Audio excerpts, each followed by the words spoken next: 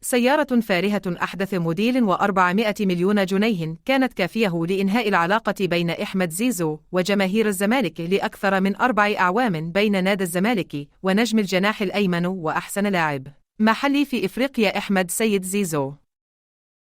صدمات جمهور الزمالك لا تأتي منفردة. تتوالى الأزمات، هكذا يعيش جماهير الزمالك من مطلع بدايات القرن 21. أحمد زيزو يحقق أحلامه المالية بالانتقال إلى الأهلي، ووالده يحقق عموله تتخطى 40 مليون، ونادي الزمالك يعاني الأمرين، وخصوصا بعد مغادرة نصف نهائي الكونفدرالية. قوة المال تطغي على الانتماء.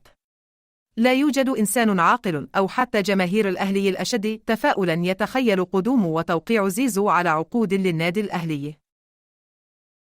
أحمد زيزو أيقونة الزمالك تتحول إلى كابوس للزمالك. أحدهم وصفه بالخائن والآخر وصفه بقليل الأصل.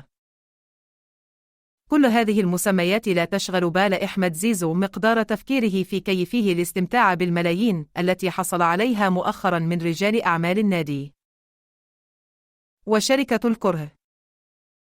أنباء تداولت عن شراء أحمد زيزو فيلا في المنيا له ولوالده. ولعلك تعلم أن عقد زيزو مع الأهلي في ال4 سنوات يتخطى النصف مليون جنيه للأهلي شامل مكافئات وخلافه.